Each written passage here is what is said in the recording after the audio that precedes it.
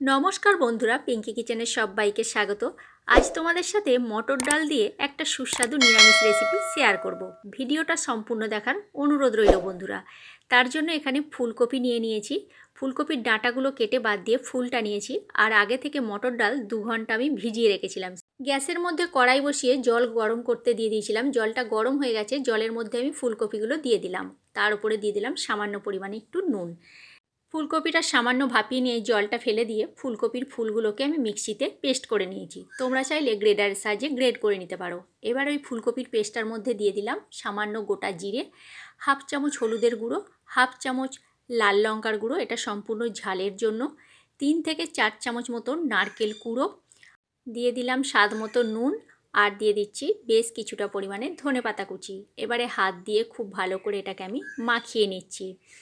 আর মটর ডালটা যেটা আমি ভিজিয়ে রেখে দিয়েছিলাম, সেই মটর ডালটাকে আমি মিক্সিতে আদা আর কাঁচা লঙ্কা দিয়ে পেস্ট করে নিয়েছি।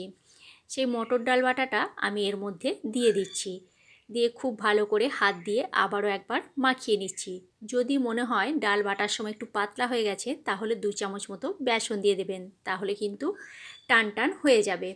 গ্যাসের মধ্যে কড়াই বসিয়ে কড়াইয়ের মধ্যে বেশ কিছুটা পরিমাণে সর্ষের তেল দিয়ে দিয়েছি। তেলটা খুব ভালোভাবে গরম হয়ে গেছে। এবারে তেলটাকে খুব ভালো করে খুন্তিতে করে আমি কড়াইতে মিশিয়ে নিলাম। আর এক এক করে গোল গোল করে কোপ্তা আকারে এগুলোকে আমি ভেজে নেব। আমি গোল গোল করে কোপ্তা আকারে ভাজছি, তোমরা চাইলে যে কোনো শেপ আকারে ভাজতে পারো।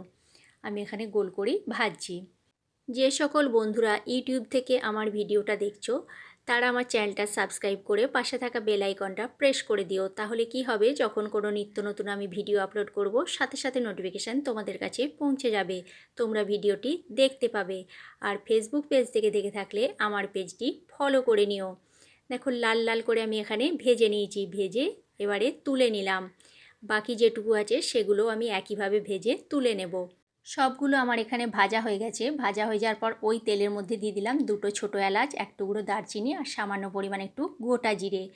ফোড়নটা কয়েক সেকেন্ডের জন্য নাড়াচাড়া করে ভেজে নিয়ে দিয়ে দিলাম এখানে 1 চামচ মতো আদা আর কাঁচা লঙ্কা বাটা। আদা আর কাঁচা লঙ্কাটা তেলের মধ্যে একটু নাড়াচাড়া করে ভেজে নিয়ে দিয়ে দিলাম হাফ চামচ মতো হলুদের গুঁড়ো।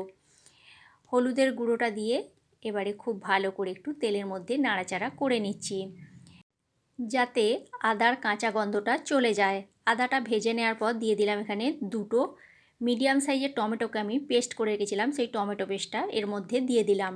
টমেটো পেস্টটা দেওয়ার পর খুব ভালো করে তেলের মধ্যে ভেজে নিতে হবে, যাতে করে টমেটোরও কাঁচা গন্ধটা চলে যায়। টমেটোটা ভালো করে ভেজে নেওয়ার পর গ্যাসের ফ্লেমটা একটু লো করে দিয়ে আমি এখানে দিয়ে দিচ্ছি 1 চামচ মতো কাশ্মীরি লাল লঙ্কার গুঁড়ো, এটা সম্পূর্ণ কালারের জন্য। আর দিয়ে দিলাম হাফ চামচ জিরে গুঁড়ো, দিয়ে দিলাম হাফ চামচ ধনে গুঁড়ো, আর দিয়ে দিচ্ছি স্বাদ মতো নুন, আর সামান্য পরিমাণে একটু চিনি। যেহেতু এটা নিরামিষ রেসিপি, চিনি দিলে স্বাদের ব্যালেন্সটাও ঠিকঠাক হয় আর খেতেও বেশ ভালো লাগে। সেই জন্য সামান্য পরিমাণে আমি এখানে একটু চিনি দিয়ে দিলাম। চিনিটা দেওয়ার পর খুব ভালো করে এবার মশলাকে একই সাথে কষিয়ে নিতে হবে, যাতে করে মশলার কাঁচা গন্ধটা চলে যায় আর মশলার গা থেকে তেল ছেড়ে বেরিয়ে যায়। দেখো কালারটা কত সুন্দর এসেছে, আর মশলাটাও খুব ভালোভাবে কষানো হয়ে গেছে।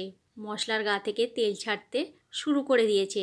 এবারে এই পর্যায়ে দিয়ে দিচ্ছি আমি কাজু আর পোস্ত বাটা।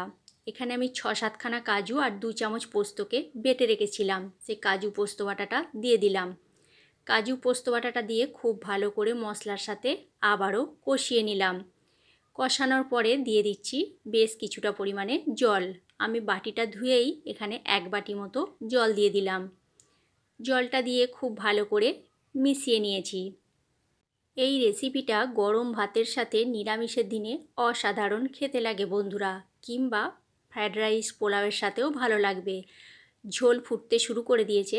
এবারে এই পর্যায়ে দিয়ে দিচ্ছি কোপ্তাগুলো। কোপ্তাগুলো দেওয়ার পর জাস্ট 2 মিনিট ফুটিয়ে নিতে হবে, বেশিক্ষণ কিন্তু ফোটানো যাবে না, তাহলে কোপ্তাগুলো ভেঙে বা গলে যেতে পারে। গ্যাসের ফ্লেমটা মিডিয়ামে রেখে এটাকে আমি ফুটতে দিলাম। ফুটতে ফুটতে আমি এখানে দিয়ে দিচ্ছি হাফ চামচ মতো গরম মশলার গুঁড়ো, আর দিয়ে দিচ্ছি 1 চামচ মতো গাওয়া ঘি। ঘি আর গরম মশলাটা দেওয়ার পর 2 মিনিট দেখো আমার ফুটেও গেছে, আর খুব ভালো করে এখানে আমি মিশিয়ে নিলাম। এই রকমই ঝোল ঝোল রাখতে হবে, ঠান্ডা হলে এটা কিন্তু একটু টান টান হয়ে যাবে। দেখতে কত সুন্দর লাগছে দেখছো বন্ধুরা, খেতে তো অসাধারণ হয়। 2 মিনিট আমার হয়ে গেছে, এবার আমি গ্যাসের ফ্লেমটা অফ করে দিচ্ছি। অফ করে দিয়ে এটাকে নামিয়ে নিচ্ছি। কিছুক্ষণ স্ট্যান্ডিং টাইমে রেখে দিয়ে তারপর এটা প্লেটে পরিবেশন করে দেব।